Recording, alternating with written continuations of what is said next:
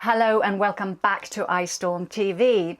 This is a channel where I want to support women in business to find a better balance between life and work by bringing in inspirational and exciting people who can share their story and expertise. So if you missed the premiere last week, please go back after this interview and watch Shan Yang sharing her amazing story. And don't be afraid of subscribing to the channel. It's not like some weird crazy gamer from YouTube is going to contact you and ask you to come on their show. Well, if they do, you should say yes. Actually, that could be quite fun. But do subscribe and click the little bell button because that's going to give you a ping when a new video is uploaded. So today I've actually brought in someone who some of you have already got to know through social media, which is Monica Norley, and we've seen her and got to know her in Uganda through the amazing and fantastic work she's doing with women and children with albinism in Uganda. And I wanted to bring her in because I kind of want to hear what she's all about. So we have videos and stories from all the women, which are beautiful and amazing. But I think many of you are also curious about what drives a woman like Monica going out to Uganda and supporting these women. So let's hear it from her. Monica, welcome back from Uganda. We are on your boat. How does it feel to be back here in the UK after almost a month down in Uganda? It feels really nice to be home. This boat is my sanctuary. It's nice to come home and catch up on some sleep and be in my own bed. To wake up in the morning looking out at the water, but equally I felt like I wanted to stay a little bit longer in Uganda this time because there was so much going on. I did extend my trip in the end anyway, so there's a lot going on there, so I kind of wish I was there helping them today, but then again they have to do some things on their own and I'm happy to be here. So tell us a little bit more about your background. We have heard a lot of the stories from the ladies and they are fantastic and fascinating and scary and horrendous.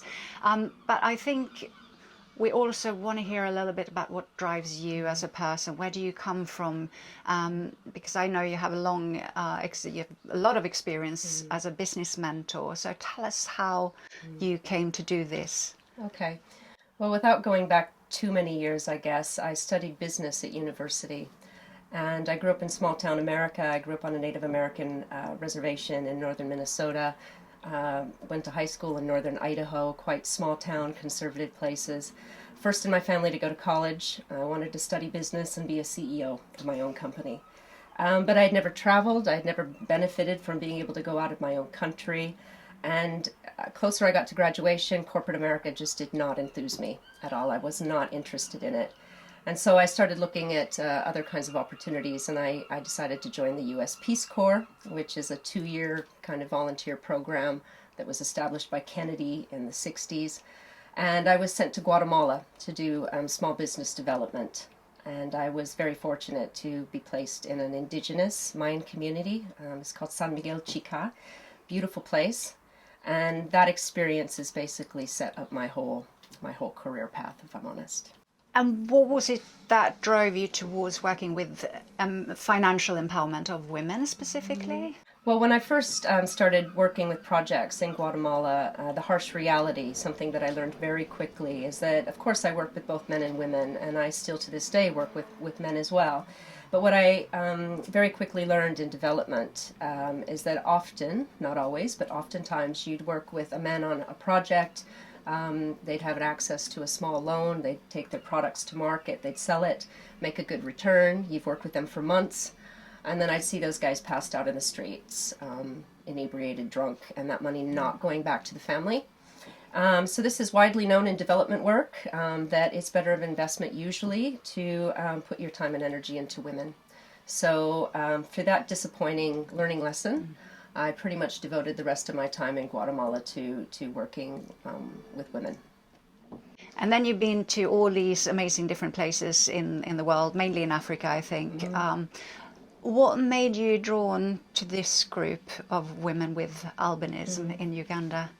I think all of my work to date, I've always been kind of drawn to marginalized groups of people. I think if you look at the history in Guatemala, indigenous women, or any group that I've worked with since in Africa, each group is unique and has its own kind of needs, or they're stigmatized in a certain way.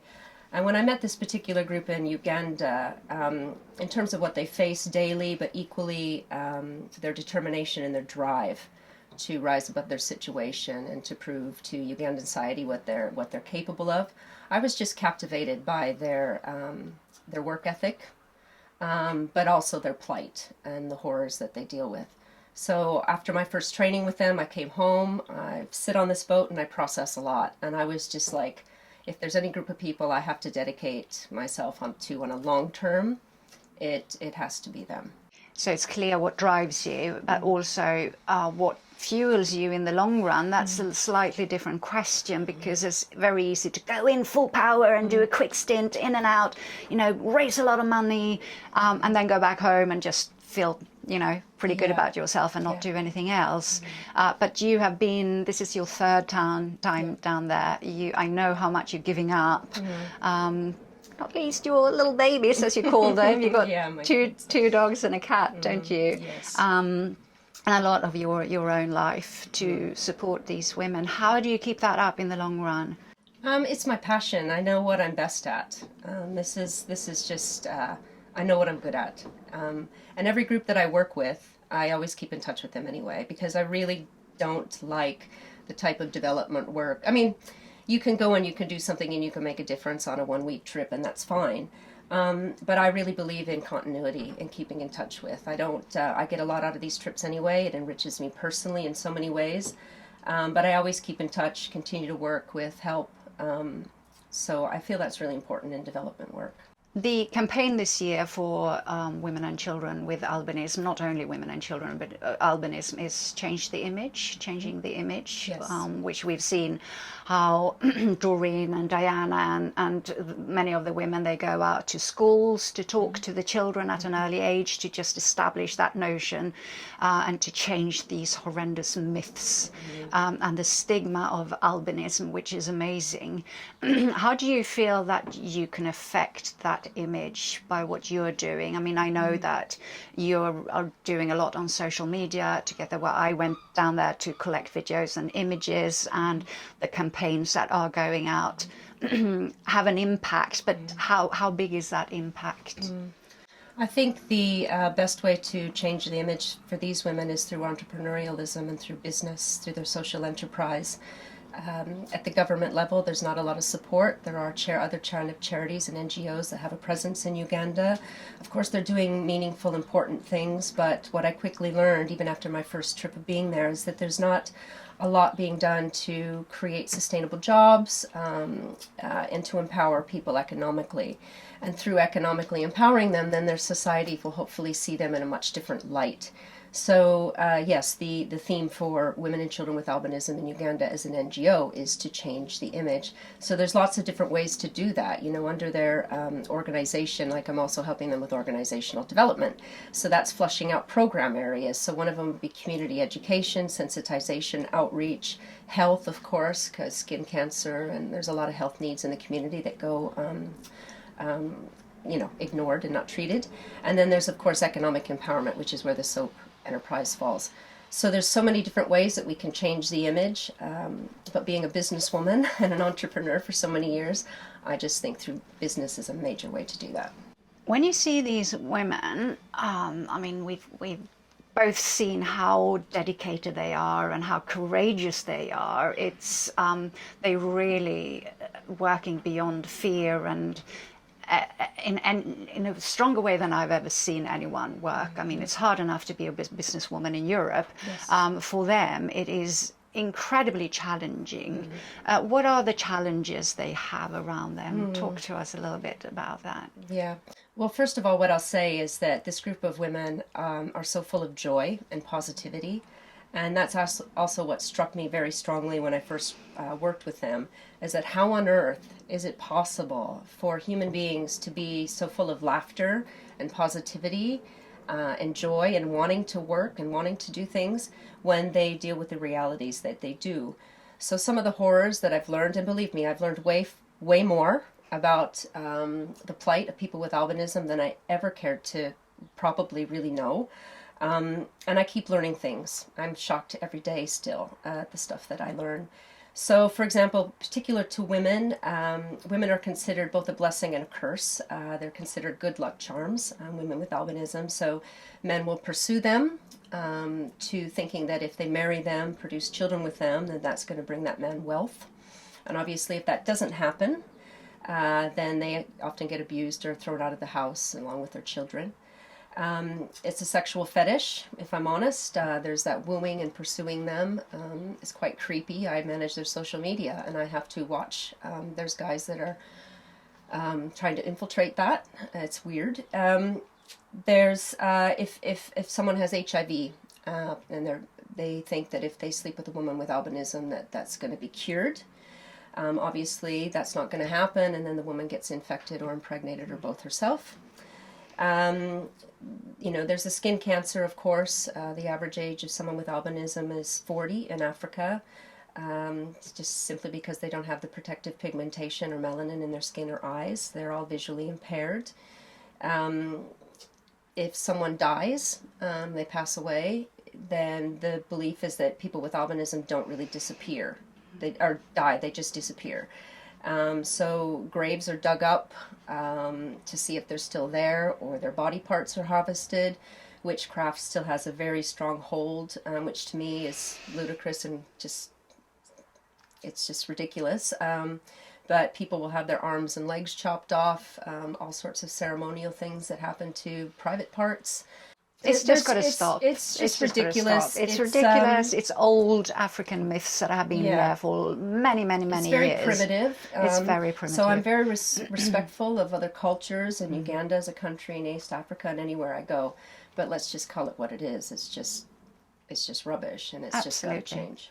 And it's actually not just in uneducated people. We see it among nurses and doctors and lawyers and professors still believing in this. Exactly, and this is actually what's really scary. The medical professionals, as you mentioned, but also in like other countries like Malawi, for example, when they're leading up to an election. So a presidential election, the people that are actually driving this market, if I can call it, for body parts and superstition, are actually rich, educated people. So they will send poor people, some guy that lives in the village kind of, tell him that he's going to get rich for going and killing someone with albinism for them. So it's actually the rich people thinking that if I can have a ceremony or some ritual with a body part, then I'm going to win an election. So doctors, nurses, presidential candidates, seriously. So that's actually what's really scary to me. That's where the change has to happen. And of course, no one's really courageous enough to step up and name who these people are. So I think we are getting a little bit fed up with all these trend words, which we are using because it's the real thing. So we're talking about change makers. We're talking about empowerment. We're talking about, women in business and financial empowerment. It's all very on trend. But when I see you, to me, you represent a true change maker. How do you feel about that? Well, the way I view change making, I just think every single one of us have the responsibility to do that. And you don't have to go to Africa to do that. It can be your next door neighbor. There's change and need and the ability to create positive social impact everywhere we look. It just so happens to be that this is the work that I feel most passionate about and what drives me. But and I get a lot out of it. So creating positive change also creates a really positive, beautiful synergy and energy. Things flow back to me in a really gorgeous way. So if we all just do that, if we all embrace making change positive for people, then it also enriches our lives a lot. Yeah, absolutely. And I think it's really proven, not just this obviously, but it becomes so obvious that when many people step up just a little bit each, what a big difference you can make. For me, seeing Samaya leave to go back to a straw hut on that island where her husband was very likely to come and to actually injure her or the son or both was devastating. And thanks to our audience and iStore members and people who watched this story, I think within 2 hours, we actually had funding in place Yeah. to support them with new housing and get them out of that situation. That's just one, obviously, little story. But this is, to me, the beauty of social media as well, what we can do when it works in a good way. And obviously, changing the image will support a lot of people in the best way. So it's what you're doing is just amazing, Monica. You're just a real trooper. So we know that the ladies are currently at the bank, actually in Nansana or in Kampala, to set up their own bank account. What will that mean for them? Setting up their own bank account I find really exciting, and I'm waiting to get the message that it's been officially done, because they've had to jump through a lot of hoops the last couple of days. But it's a really good experience for them. And financial empowerment for women, I've learned, is not just money, obviously. Every group of women that I've ever worked with, trained,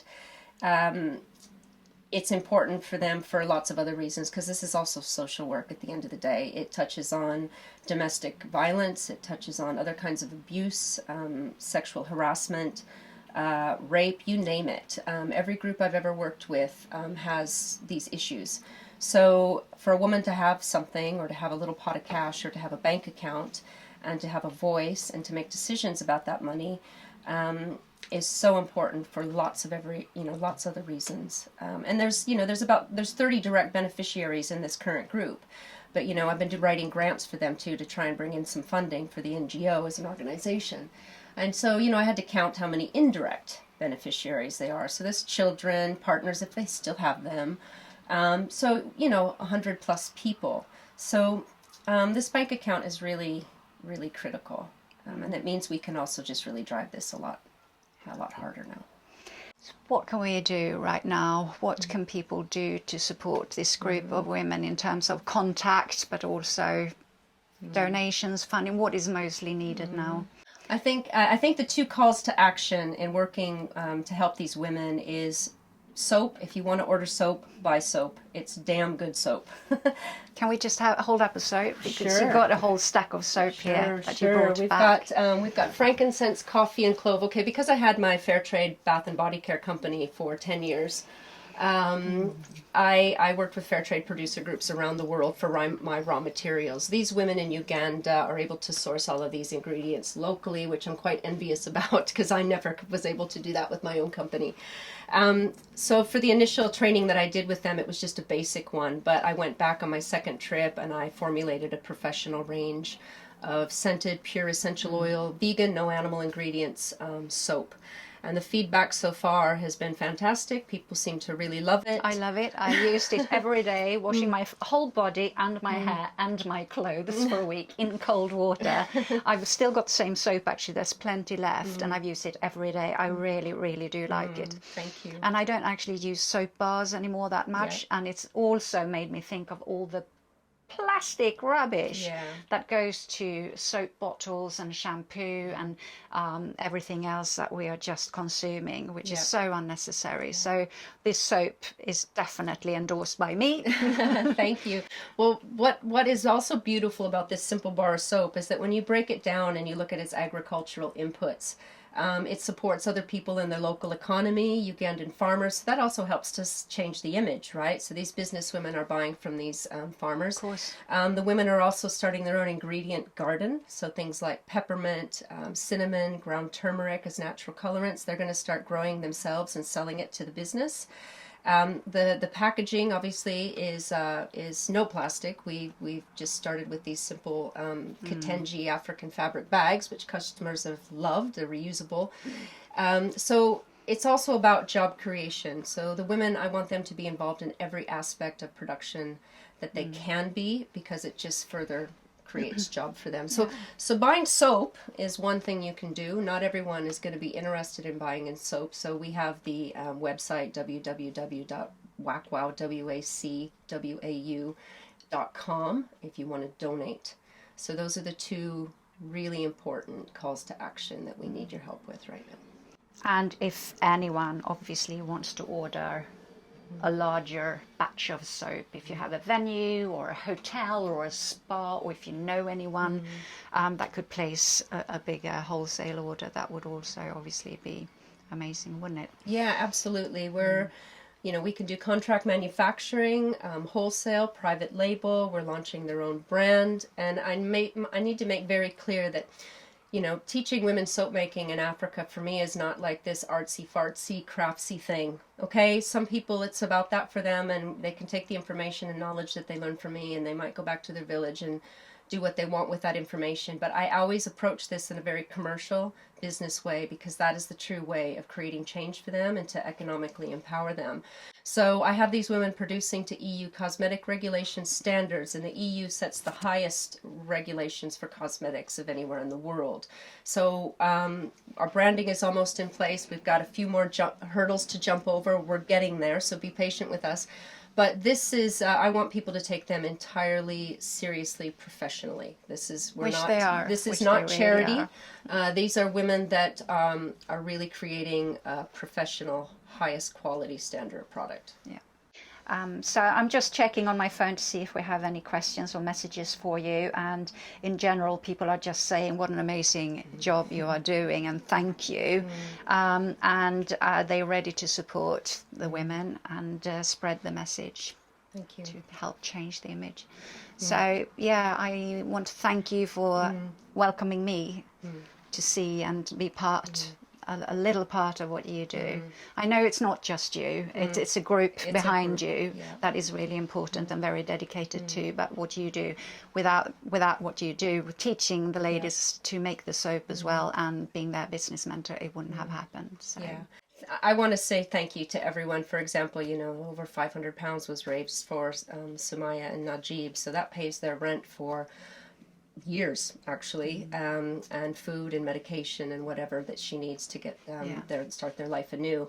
I think for everyone seeing these women's stories with fresh eyes, and it certainly was with me. I went there and I had never worked with a group affected by albinism ever before.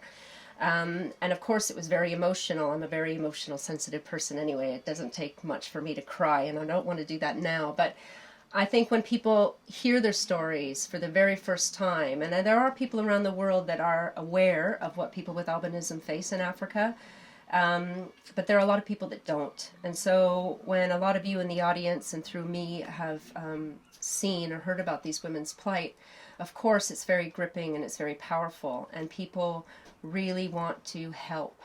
And I'm so thankful for that, and I thank all of you for that. And when I came home, of course, after my first trip, usually I work with these groups on my own, because I'm a confident person. I know what I need to do. I just do it.